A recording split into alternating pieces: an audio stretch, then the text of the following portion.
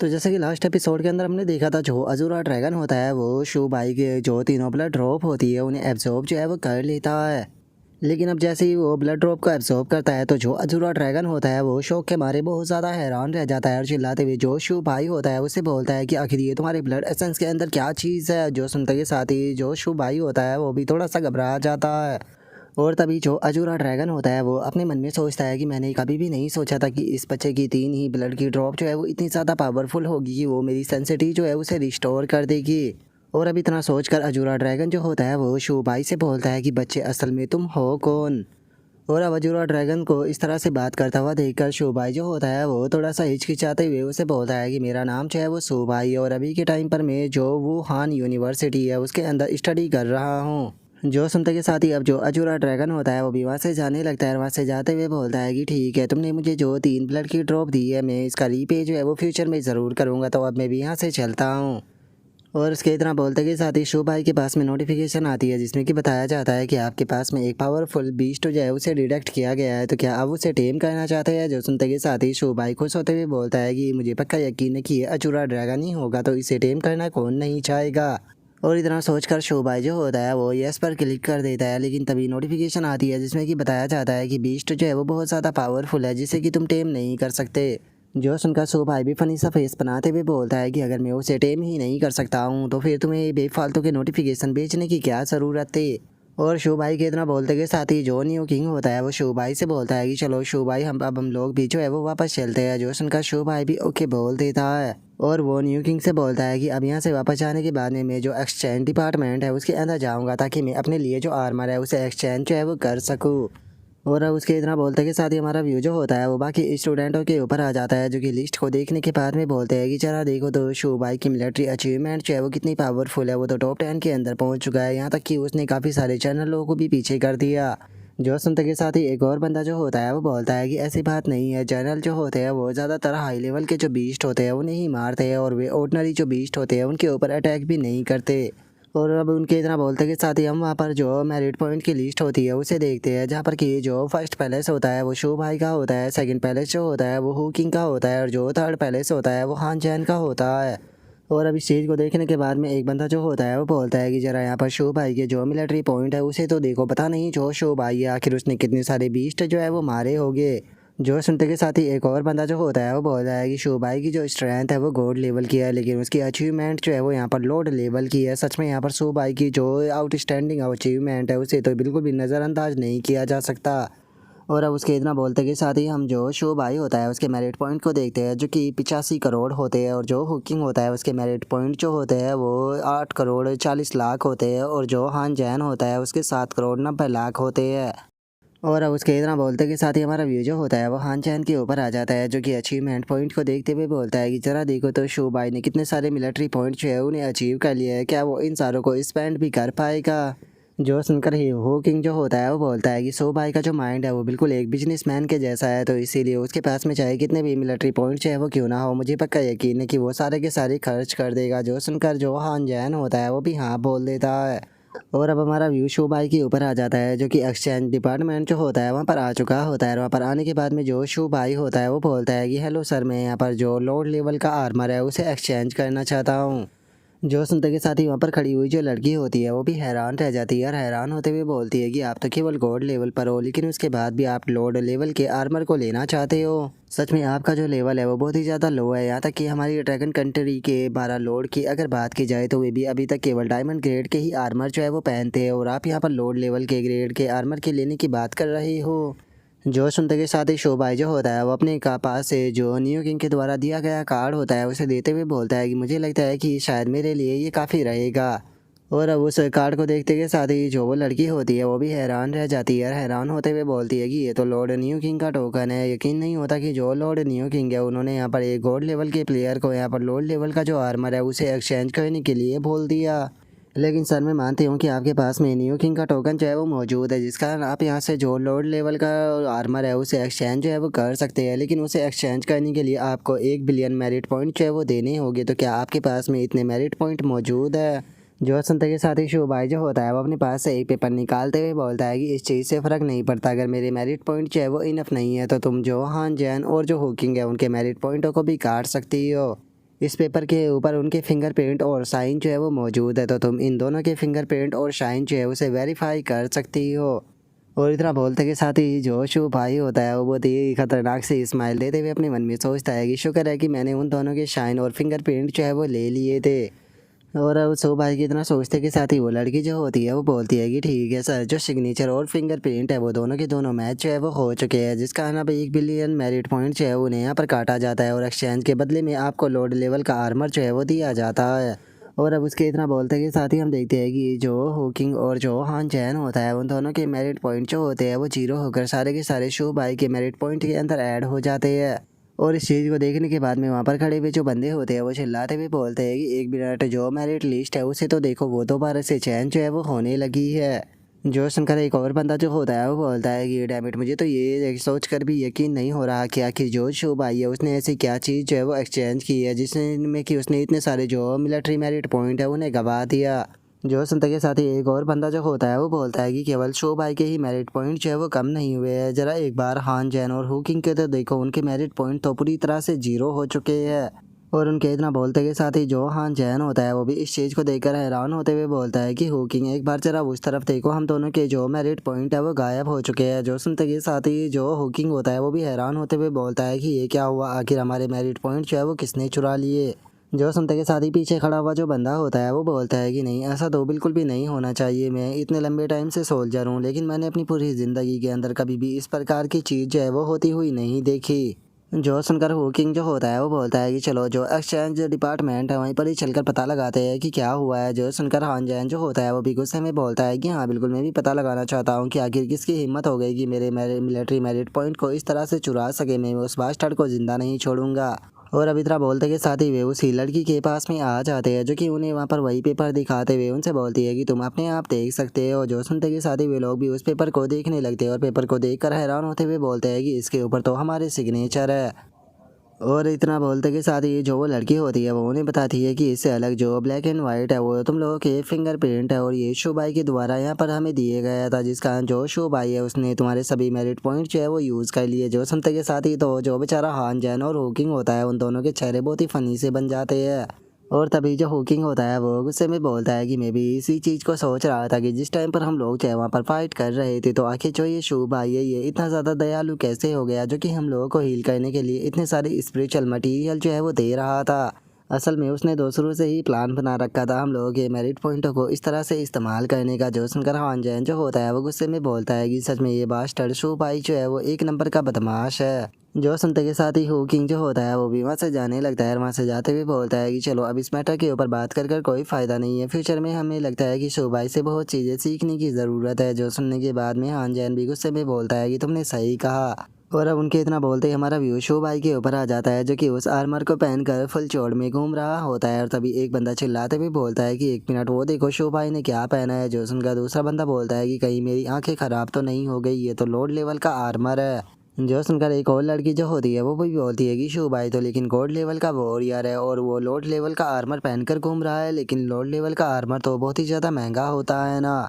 जो सुनकर एक और बंदा जो होता है वो भी चिल्लाते हुए बोलता है कि हाँ मुझे याद है कि आर्मर जो है वो इतना ज़्यादा महंगा है कि बहुत सारे चैनल भी इसे अफोर्ड जो है वो नहीं कर पाते। जो सुनकर दूसरा जो बंदा होता है वो भी बोलता है कि तो इसके पास में ये आया कहाँ से, कहीं इसने चोरी तो नहीं किया ना। अगर ऐसा है तो मैं भी सू भाई से जो ये आर्मर है उसे चोरी करने वाला हूँ। जो सुनकर पीछे से एक और बंदा चिल्लाते हुए बोलता है कि अगर चोरी के लिए जाओ तो मुझे भी साथ में लेकर चलना। और उन लोगों के इतना बोलते के साथ ही जो शो भाई होता है वो भागते हुए जो हान जैन और हुकिंग होता है उन दोनों के पास में आने लगता है। उन दोनों के पास में आते हुए बोलता है कि हान जैन, हुकिंग, तुम दोनों यहाँ पर हो, देखो मैंने इस आर्मर को एक्सचेंज किया है, तुम इसके बारे में क्या कहते हो, ये देखने में अच्छा है ना। और अब इतना बोलकर जो शो भाई होता है वो उन दोनों के सामने आकर स्टाइल मारने लगता है। स्टाइल मारते हुए बोलता है कि सच बताओ तो ये बहुत ही ज़्यादा कंफर्टेबल है और मेरी बॉडी के साथ में फिट बैठ रहा है, ऐसा लगता है कि जैसे कि ये मेरे लिए ही बना हो। और शो भाई की इस बात को सुनकर हम देखते हैं कि जो हान जैन और जो हुकिंग होता है वो शो भाई को देखकर बहुत ही गंदी गंदी गालियाँ जो होते हैं वो देने लगते हैं। और तभी जो हान जैन होता है वो वहाँ से जाने लगता है। वहाँ से जाते हुए बोलता है कि मुझे अच्छा फील नहीं हो रहा तो मैं थोड़ा आराम करने जा रहा हूँ। तभी हुकिंग भी बोलता है कि हाँ मुझे भी थोड़ा अच्छा फील नहीं हो रहा तो मैं भी आराम करने जा रहा हूँ। और उन दोनों को वहाँ से इस तरह से जाता हुआ देखकर जो शो भाई होता है वो उन दोनों को रोकते हुए बोलता है कि अरे तुम्हें क्या हो गया, तुम इस तरह से क्यों जा रहे हो। और अब उसके इतना बोलते के साथ ही हमारा व्यू जो होता है वो शंघाई के ऊपर आ जाता है, जहाँ पर कि नाइन नीदर वर्ल्ड का जो लॉर्ड होता है वो बी यान से बोलता है कि लॉर्ड बी यान, इस टाइम पर जो D1 फियोनिक्स क्लैन के 3 लाख मेंबर है वो बैटल को किसी भी टाइम ज्वाइन करने के लिए तैयार है। जो सुनते के साथ ही जो भी यान होता है वो भी खुश हो जाता है और खुश होते हुए बोलता है कि चलो ये तो काफ़ी अच्छी न्यूज़ है, मैंने नहीं सोचा था कि वे लोग इतनी संख्या में आएंगे। और इतना बोलकर जो भी यान होता है वो अपनी जो आर्मी होती है उसकी तरफ देखने लगता है और उसकी तरफ देखते हुए बोलता है कि हमारे पास में पहले से ही 1 मिलियन की ड्रॉप जो है वो मौजूद थी और अब यहाँ पर 3 मिलियन फियोनिक्स क्लैन के जो लोग हैं वो भी आ चुके हैं। लेकिन मुझे नहीं लगता कि इतनी भी हमारी आर्मी जो है वो इनफ होने वाली है, क्योंकि इतनी आर्मी के साथ में केवल हमें एक ही बार शंघाई के ऊपर अटैक करने का मौका जो है वो मिल पाएगा। इसीलिए मुझे लगता है कि तुम्हारी सेफ्टी के लिए यहाँ पर थोड़ी और मदद की ज़रूरत जो है वो पड़ेगी। इसीलिए मैंने सोचा है कि मैं यहाँ पर 1 लाख बारबेरियन जो है वो भी तुम्हारी मदद के लिए बुलाने वाला हूँ। जो सुनते के साथ ही जो नाइन नीदर लॉर्ड होता है वो भी खुश हो जाता है और खुश होते हुए बोलता है कि क्या सच में अगर ऐसा हुआ तो हम लोग आसानी से इस बैटल को जीत जाएंगे। जो सुनते के साथ ही जो भी यान होता है वो अपने पास से एक फ्लेम को निकालता है और अपने हाथ को घुमाते हुए बोलता है कि ठीक है, मेरे ऑर्डर को सुनो और जल्दी से यहाँ पर आओ। और उसके इतना बोलते के साथ ही हम देखते हैं कि स्पेस में एक काफ़ी बड़ा क्रैक जो होता है वो बन जाता है और उस क्रैक के अंदर से हम देखते हैं कि काफ़ी सारे मोस्टर जो होते हैं वो वहाँ पर आने लगते हैं, जिन्हें देखते के साथ ही वहाँ पर जो बाकी के डीमन होते हैं वो भी काफ़ी ज़्यादा हैरान रह जाते हैं और हैरान होते हुए बोलते हैं कि 1 मिनट, ये तो ब्लडथरी क्रेजी बुल क्लैन के लोग हैं। और उनके इतना बोलते के साथ ही जो नाइन नीदर लॉर्ड होता है वो बीयान का शुक्रिया अदा करते हुए उसे बोलता है कि लॉर्ड बीयान, आपका बहुत बहुत शुक्रिया। अगर ऐसे पावरफुल वॉरियर जो है वो यहाँ पर हमारी मदद करेगी तो मुझे पक्का यकीन है कि इस बार जीत हमारी ही होगी। और उसके इधर बोलते के साथ ही बीयान जो होता है वो चिल्लाते हुए बोलता है कि मेरे क्लैन के लोगों, मेरे ऑर्डर को ध्यान से सुनो। आज हम लोग जो है वो शंघाई के ऊपर अटैक जो है वो करेगी, तुम्हारे सामने जो भी आए उसे ख़त्म कर देना या फिर उसे खा जाना। जो सुनते के साथ ही वहाँ पर मौजूद जो मोस्टर होते हैं वो भी चिल्लाते हुए बोलते हैं कि लॉर्ड, हम आपके ऑर्डर को मानने के लिए तैयार है, चाहे आपके ऑर्डर को फॉलो करने के लिए हमें अपनी जान भी देनी पड़ जाए, लेकिन उसके बाद भी हम ह्यूमन रेस को कॉन्कर कर रहेंगे। और अब इतना बोलते के साथ ही वे मोस्टर जो होते हैं वो फुल जोश में चिल्लाते हुए आगे की तरफ बढ़ने लगते हैं। तभी नाइन नीदर लॉर्ड जो होता है वो भी चिल्लाते हुए जो उसकी सेना होती है उसे बोलता है कि ठीक है, सभी सैनिक जो है वो मेरी बात को ध्यान से सुने, जल्दी से शंघाई के ऊपर अटैक करे। जो सुनते के साथ ही अब जो सभी के सभी मॉन्स्टर होते हैं वो भी जोर जोर से चिल्लाना जो है वो शुरू कर देते हैं। तभी हमारा व्यू जो होता है वो फियोनिक्स क्लैन की जो ग्रेट एल्डर होती है उसके ऊपर आ जाता है, जो कि इस चीज़ को देखते हुए बोलती है कि जिस टाइम पर हमारे जो किंग थे उनकी डेथ हो गई थी तो उसके मर जाने के बाद में हमने कभी भी ह्यूमन रेस के ऊपर अटैक जो है वो नहीं किया और इस चीज़ को टोटल 100 साल जो है वो बीत चुके हैं, लेकिन हम किसी भी वॉर के अंदर पार्टिसिपेट नहीं किए। और इतना बोलते के साथ ही जो ग्रेट एल्डर होती है वो बहुत ही ज़्यादा गुस्सा हो जाती है और गुस्से में चिल्लाते हुए बोलती है कि लेकिन इन ह्यूमन रेस की हिम्मत कैसे हो गई हमारी होली मैडम को हाथ लगाने की। इस चीज़ को बिल्कुल भी माफ़ जो है वो नहीं किया जा सकता। अब हम लोग जब तक नहीं रुकेंगे, जब तक कि पूरी ह्यूमन रेस को डिस्ट्रॉय ना कर दे। जो सुनते के साथ ही फियोनिक्स क्लैन के जो बाकी के लोग होते हैं वो भी फुल जोश में चिल्लाने लगते हैं और चिल्लाते हुए बोलते हैं कि आपने बिल्कुल सही कहा, हम लोग जो है वो होली मैडम को वापस लेकर आएंगे और जो ह्यूमन रेस है उसे डिस्ट्रॉय कर देंगे। और अब इतना बोलते के साथ ही वे सभी भी मॉन्स्टरों के साथ में आगे बढ़ने लगते हैं और आगे बढ़कर चिल्लाते हुए बोलते हैं कि चलो शंघाई के ऊपर अटैक कर उसे डिस्ट्रॉय करते हैं। और अब उनके इतना बोलते के साथ ही हमारा व्यू जो होता है वो शू भाई और यान रैन के ऊपर आ जाता है, जो कि दोनों किसी बात को सुनकर उनके चेहरे लाल हो चुके होते हैं। और शू भाई चिल्लाते हुए बोलता है कि क्या आपने शादी का नाम लिया।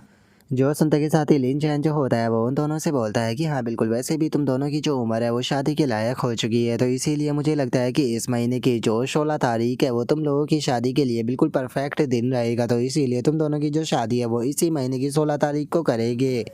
और उसकी इस बात को सुनते के साथ ही जो यान रैन होती है वो मुस्कुरा कर थोड़ा शर्माते हुए बोलती है कि फादर, अभी मैं शादी के लिए तैयार नहीं हूँ। जोश उनका जो शो भाई होता है वो भी थोड़ा शर्माने लगता है, शर्माते हुए बोलता है कि हाँ ये थोड़ा जल्दी ही हो जाएगा अगर आप मेरे अचानक से फादर इन लॉ जो है वो बन जाओगे। जोश उनका लिन जैन जो होता है वो शो भाई से बोलता है कि शो भाई, क्या तुम मेरी डॉटर यान रैन से शादी जो है वो करना नहीं चाहते हो। जो सुनते के शादी शो भाई बोलता है कि अरे नहीं, ऐसा नहीं है, मैं शादी करना चाहता हूँ। जो उनका लिन जैन जो होता है वो बोलता है कि ठीक है, तो फिर ये मैटर जो है वो यहीं पर ही ख़त्म होता है, तुम दोनों की जो शादी है वो इस महीने की जो 16 तारीख है उसको कराई जाएगी। और उसके इतना बोलते के साथ ही अचानक से एक बंदा जो होता है वो भागते हुए वहाँ पर आने लगता है और चिल्लाते हुए बोलता है कि जनरल, जो मिलिट्री इंटेलिजेंस है वहाँ से एक रिपोर्ट आई है। जो सुनते के साथ ही लिन चैन जो होता है वो बोलता है कि क्या हुआ।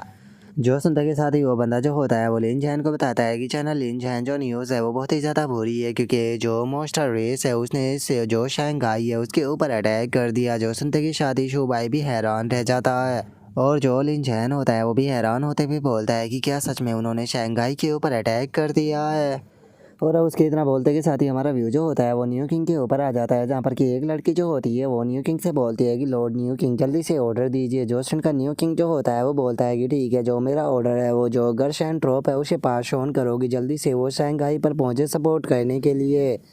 और उसके इतना बोलते के साथ ही हम जो जनरल लिन चैन होता है उसे देखते हैं, जो कि अपने लोगों के साथ में पूरी तरह से तैयार जो होता है वो हो चुका होता है। चिल्लाते हुए बोलता है कि सभी लोग चाहे वो तैयार हो जाओ, चाहे कुछ भी क्यों ना हो जाए, लेकिन हम उन मोस्टरों को सक्सेस जो है वो होने नहीं दे सकते।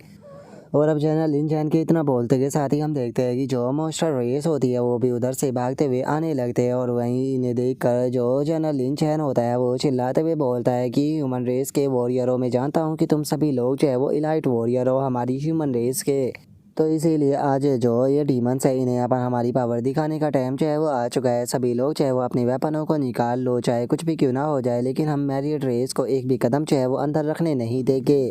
और अब जनरल लिन चैन की इस बात को सुनते के साथ ही वहाँ पर मौजूद सभी के सभी वॉरियर जो होते हैं वो भी फुल जोश के साथ में चिल्लाना शुरू कर देते हैं। तभी जो जनरल लिन चैन होते हैं वो चिल्लाते हुए बोलते हैं कि ठीक है, जल्दी से जो एनर्जी कैनन अटैक है उसे स्टार्ट करो। जो सुनते के साथ ही हम देखते हैं कि जो कैनन अटैक होते हैं वो बीस्टों के ऊपर होना शुरू हो जाते हैं, जिस कारण काफ़ी सारे बीस्ट भी मरने लगते हैं।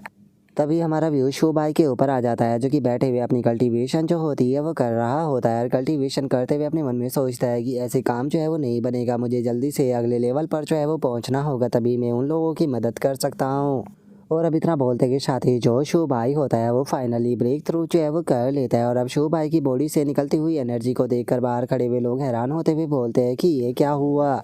जो सुनते के साथ ही एक और बंदा जो होता है वो बोलता है कि ये तो ब्रेक थ्रू है, आखिर किस पावरफुल पर्सन ने यहाँ पर ब्रेक थ्रू किया है। और उनके इतना बोलते के साथ ही हमारा व्यू जो होता है वो शू भाई के ऊपर आ जाता है, जिसका कि ब्रेक थ्रू हो चुका होता है, जो देखकर शू भाई खुश होते हुए बोलता है कि फाइनली मैं प्लेटिनम रैंक पर पहुँच गया। और उसके इतना बोलते के साथ ही हमारा व्यू हान चैन के ऊपर आ जाता है, जो कि इस एनर्जी को देखते हुए बोलता है कि ये एनर्जी तो शू भाई के रूम की तरफ से आई है। जो सुनकर होकिंग भी हैरान होते हुए बोलता है कि एक मिनट, क्या इसका मतलब ये है कि जो शू भाई है वो प्लेटिनम रैंक पर पहुंच चुका है। और उनके इतना बोलते के साथ ही हमारा व्यू जो होता है वो एक लड़की के ऊपर आ जाता है, जो कि न्यू किंग के पास में आकर उसको बताती है कि लॉर्ड न्यू किंग, जो शू भाई है उसने प्लेटिनम रैंक पर जो है वो ब्रेक थ्रू कर लिया। जो सुनते के साथ ही न्यू किंग जो होता है वो भी मुस्कुराने लगता है, और मुस्कुराते हुए बोलता है कि सच में इस बच्चे का टैलेंट और पोटेंशियल है जो है वो दोनों ही, जो वो फैन था उससे भी ज़्यादा बेहतर है। और चूंकि उसने ब्रेक थ्रू जो है वो कर लिया है, तो इसीलिए उसके लिए सबसे बेहतरीन जगह जो है वो बैटल फील्ड ही है, जहाँ पर कि वो और ज़्यादा एक्सपीरियंस जो है उसे प्राप्त कर पाएगा। तो इसीलिए उसे बैटल फील्ड के अंदर भेजने का जो टाइम है वो आ चुका है। तो इसीलिए मेरे ऑर्डर को पास ऑन करो कि सभी यूनिवर्सिटी के जो स्टूडेंट है वो वुडा यूनिवर्सिटी के अंदर इकट्ठा होए।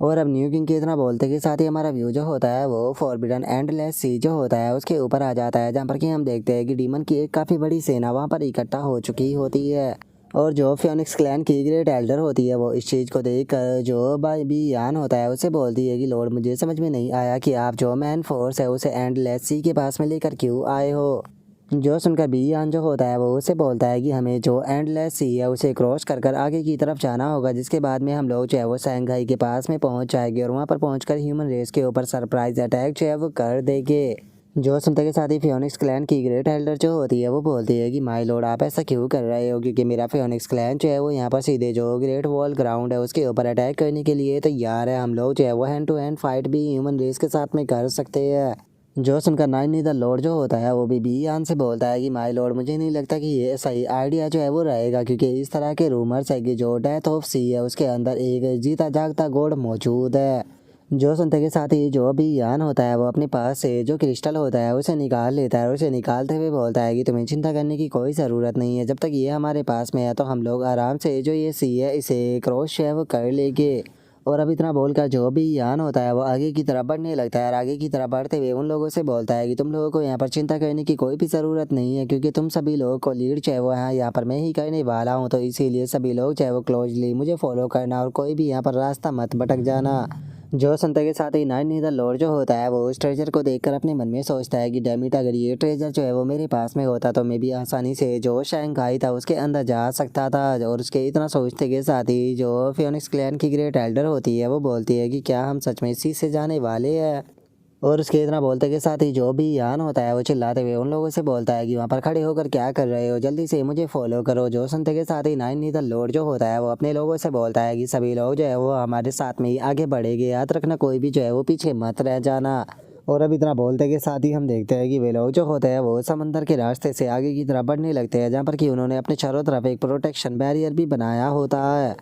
और जो फियोनिक्स क्लैन की ग्रेट एल्डर होती है वो बोलती है कि मुझे तो यहाँ पर किसी भी प्रकार का जो खतरा है वो सेंस नहीं हो रहा, लेकिन हमारे ट्राइब के जो लेजेंड्स थे उन्होंने यहाँ पर कुछ टेक्स्ट जो है वो छोड़े हैं, जिसके अंदर कि उन्होंने लिखा था कि कभी भी जो डीप सी है उसके अंदर अपने कदम को मत रखना। और उसके इतना बोलते के साथ ही जो नाइन नीदर लॉर्ड होता है वो घबराते हुए जो भी यान होता है उसे सामने की तरफ इशारा करते हुए बोलता है कि लॉर्ड बी यान एक बार आप जरा उस तरफ देखिए। और उसके इतना बोलते के साथ ही फियोनिक्स क्लैन की जो ग्रेट एल्डर होती है वो भी हैरान होते हुए बोलती है कि आखिर अब ये क्या चीज़ है।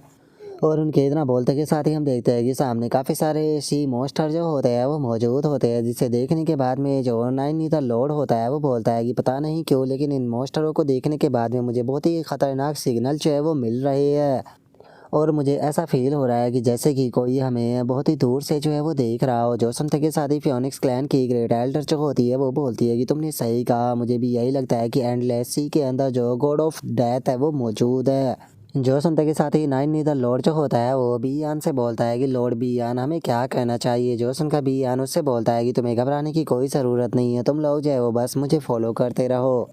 और अब इतना बोलते के साथ ही जो भी यान होता है वो उन लोगों को लेकर दोबारा से आगे की तरफ जो है वो बढ़ना शुरू कर देता है, लेकिन जैसे ही वो आगे की तरफ बढ़ते हैं तो हम एनर्जी की एक फ्लैक्चुएशन को उन लोगों की तरफ आता हुआ देखते हैं। और अब उस एनर्जी की फ्लैक्चुएशन को देखते के साथ ही जो भी यान होता है वो भी घबरा जाता है और घबरा कर चिल्लाते हुए बोलता है कि सभी लोग वहीं पर ही रुक जाओ, कोई भी अपने कदम को आगे नहीं बढ़ाएगा। जो सुनते के साथ ही जो फियोनिक्स क्लैन की ग्रेट एल्डर होती है वो भी घबराने लगती है और घबराते हुए बोलती है कि क्या इसका मतलब जो रूमर्स थे वो पूरी तरह से सही थे, क्या सच में जो फॉरबिडन लैंड है उसके अंदर कोई गॉड जो है वो मौजूद है। जो सुनते के साथ ही बीयान जो होता है वो बोलता है कि मैं नहीं जानता हूँ कि यहाँ पर अभी अभी जो फोर्स आई थी वो फोर्स किसकी थी, लेकिन ये फोर्स ऐसी है जिसका कि हम लोग जो है वो सामना नहीं कर सकते हैं, तो इसीलिए हम लोगों को पीछे हटना होगा। जो सुनते के साथ ही नाइन नीदर लॉर्ड भी ओके बोल देता है, जिसके बाद में नाइन नीदर लॉर्ड जो होता है वो चिल्लाते हुए जो उनके साथी होते हैं उनसे बोलता है कि ठीक है सभी लोग जो है वो यहीं से ही पीछे हटना शुरू करो, याद रखना कोई भी फॉर्मेशन से बाहर जो है वो नहीं जाएगा।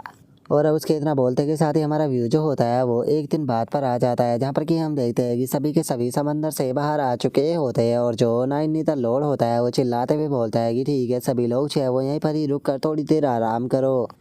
और अब इतना बोलते के साथ ही जो नीदर लॉर्ड होता है वो भी यान से बोलता है कि लॉर्ड भी यान इसी स्पीड के साथ में मुझे यकीन है कि अगले 2 दिनों के अंदर जो हमारी आर्मी है वो शंघाई सिटी तक पहुंच जाएगी। जो सुनते के साथ ही बी यान जो होता है वो भी हंसते हुए ओके बोल देता है। और जो भी यान होता है वो बोलता है कि अगर जो शंघाई है उसकी बात की जाए तो उसके पास में 2 फॉरबिडन एरिया जो है वो पड़ते हैं, जहाँ पर कि पहली तो है मैरियड माउंटेन और दूसरा है एंडलेस सी, जिस कारण उसके पास तक बहुत ही आसानी से पहुंचा जो है वो नहीं जा सकता। इस टाइम पर जो ह्यूमन रेस है उसे यहाँ पर लीड जो है वो लिन चैन कर रहा है, लेकिन चाहे लिन चैन जो है वो कितना भी ज़्यादा पावरफुल क्यों ना हो, लेकिन उसने कभी भी इस चीज़ को इमेजिन जो है वो नहीं किया होगा कि उसके ऊपर हम लोग जो है वो इस तरह का जो सरप्राइज अटैक है उसके पीछे से कर देंगे। और वैसे भी अगर एक बार हम लोग चाहे वो जो ये शंघाई है इसे जीत लेते हैं तो उसके बाद में जो ह्यूमन रेस है उसके पास में इतनी पावर जो है वो नहीं बचेगी जो कि वे हम लोगों का सामना जो है वो कर पाए, और इसी कारण से जो ह्यूमन रेस है वो जल्दी ही ख़त्म जो है वो हो जाएगी, जिसके बाद में चारों तरफ हमारा ही राज होगा। जो सुनते के साथ ही नाइन नीदर लॉर्ड जो होता है वो हंसते हुए बोलता है कि मुझे पक्का यकीन है कि जो ह्यूमन रेस है वो जल्दी ही अपनी जो रीइंफोर्समेंट है उसे भेज देगी, लेकिन जो न्यू किंग है उसके साथ में मैं और लॉर्ड बियान जो है वो डील करेंगे। और रही बात ग्रेट एल्डर आपकी, तो आपको यहाँ पर जो ह्यूमन रेस के जितने भी प्लेटिनम लेवल के ऊपर के एक्सपर्ट है उन सभी को ख़त्म करना होगा, और मुझे नहीं लगता कि आपके लिए ऐसा करना कोई भी मुश्किल का काम होने वाला है। जो सुनते के साथ ही जो फियोनिक्स क्लैन की ग्रेट एल्डर होती है वो उसे बोलती है कि ठीक है जैसा यहाँ पर नाइन नीदर लॉर्ड ने प्लान बनाया है मैं उनके प्लान के ही मुताबिक जो है वो चलूँगी, लेकिन मैं आपको एक चीज़ जो है वो पहले ही क्लियर जो है वो कर देना चाहती हूँ कि हमारा यहाँ पर मेन पर्पज जो है वो होली मैडम को यहाँ से वापस लेकर जाने का है, तो इसीलिए मेरा सबसे ज़्यादा फोकस जो है वो होली मैडम को रेस्क्यू करने पर ही रहेगा। और उसके इतना बोलते के साथ ही जो भी यान होता है वो भी जोर जोर से हंसने लगता है, हंसते हुए बोलता है कि अब केवल 2 दिनों का टाइम जो है वो रह गया है, 2 दिनों के बाद में हम लोग जो है वो इस ह्यूमन रेस को पूरी तरह से डिस्ट्रॉय जो है वो कर देंगे, जिसके बाद में ह्यूमन रेस का नामो निशान भी नहीं बचेगा। और अब भी यान के इतना बोलते के साथ ही हमारा आज का एपिसोड जो होता है वो यहीं पर ही कंप्लीट हो जाता है। तो नेक्स्ट एपिसोड के अंदर देखिए कि आगे क्या होता है। अगर आप लोगों को वीडियो अच्छी लगी हो तो लाइक करना, चैनल को सब्सक्राइब करना। मैं मिलता हूँ नेक्स्ट एपिसोड के अंदर, तब तक के लिए बाय बाय गाइस।